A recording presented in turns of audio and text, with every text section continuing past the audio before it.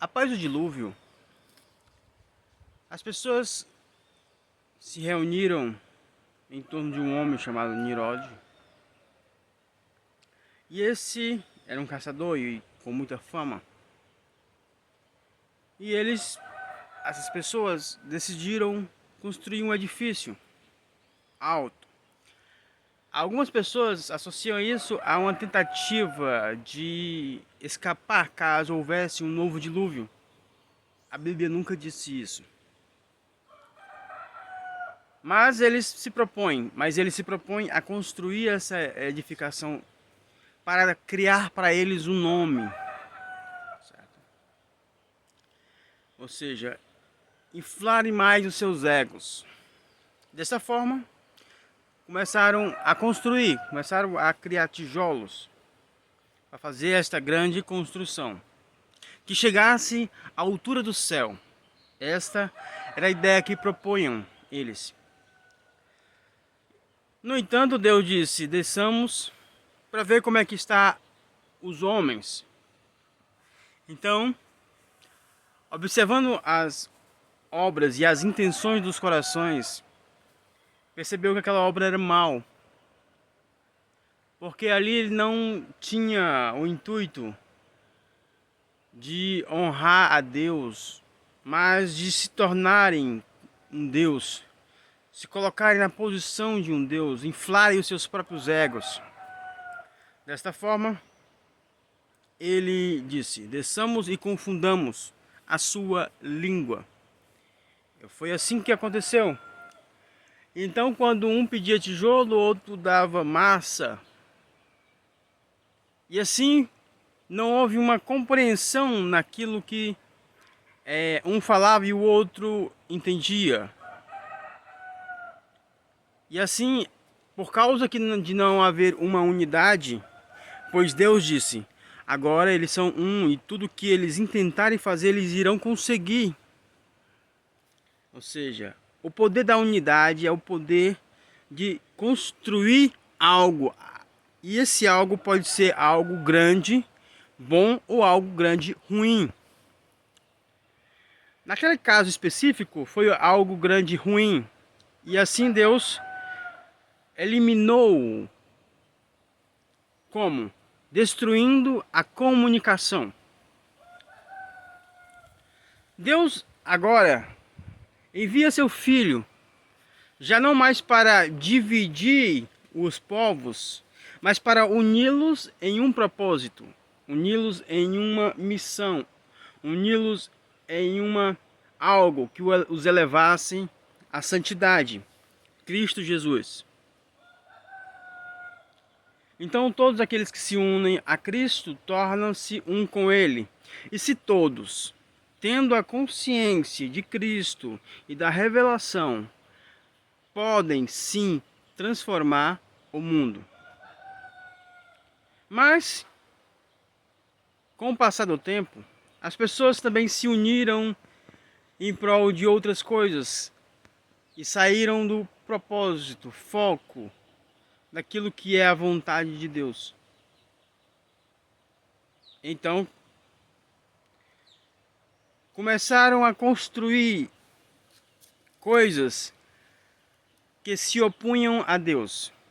Isso estou falando de agora, não estou falando daquela época. E para implementar mais o seu poder, se utilizaram da mesma regra de ouro de que Deus fez para dividir os povos naquela época, mudar a linguagem. Então você vê hoje em dia essa tentativa de introduzir no mundo uma linguagem que não tem um lastro na realidade, mas simplesmente é associado a uma ideologia que, por fim, tenta destruir valores e princípios da nossa fé e está arraigado dentro de uma ideologia que ainda personifica mais ainda o seu poder. E cada dia mais pessoas vão sendo adaptadas a essa linguagem. O que isso ocorre? O que isso causa? Causa uma dissociação da interpretação do mundo antigo.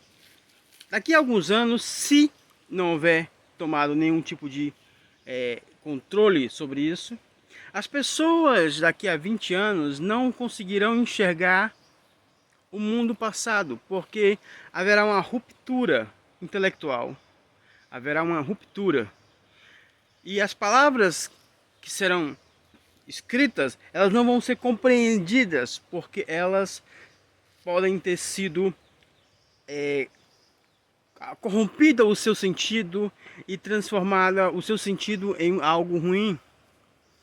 E até mesmo a sua escrita algo incompreensível. Como quando você lê os escritos antigos, você olha assim, você não compreende. Até mesmo as pessoas dos mesmos povos que olhando para aquelas escrituras não têm o discernimento, né?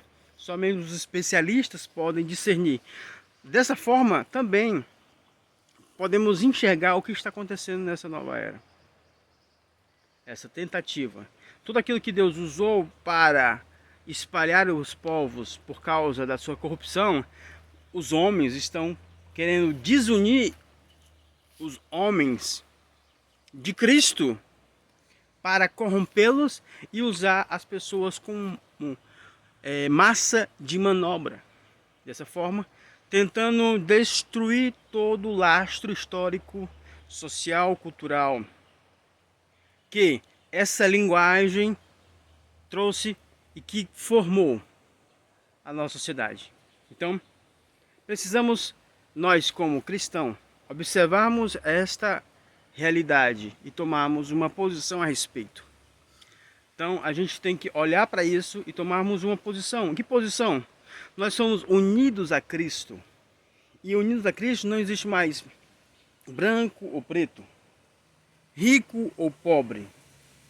Não existe mais em Cristo Jesus todos esses tipos de diferenciações, de classificações foram abolidas, foram expurgadas. Agora nós somos um em Cristo Jesus. E se nós não tomarmos consciência disso, a gente vai ser dominado e vamos ser destruídos. Vamos ser destruídos justamente por causa dessa ferramenta da linguagem. Observe, abre a tua boca que eu te encherei, diz o Senhor. Por que abre a tua boca? Porque a partir da palavra é que criamos as realidades. A partir da palavra é que criamos a verdade e a mentira. Porque analisando pelo consciente, inconsciente, pelo intelecto, a gente traduz o nosso entendimento por palavra. E essa palavra vai sendo codificada e vai sendo explicada. E as pessoas que estão em volta vão assimilando aquilo e vão também com os mesmos instrumentos analisando a realidade. E assim elas também discernem que aquilo é verdade e aquilo é mentira. Mas se a linguagem estiver corrompida, não haverá mais como a gente compreender, porque a formação da linguagem no interior do intelecto vem através da palavra. E se essa palavra vier corrompida, o nosso entendimento vai ser corrompido e vai ser distorcido. Então a gente precisa tomar consciência disso e tomar atitude a respeito disso. Qual?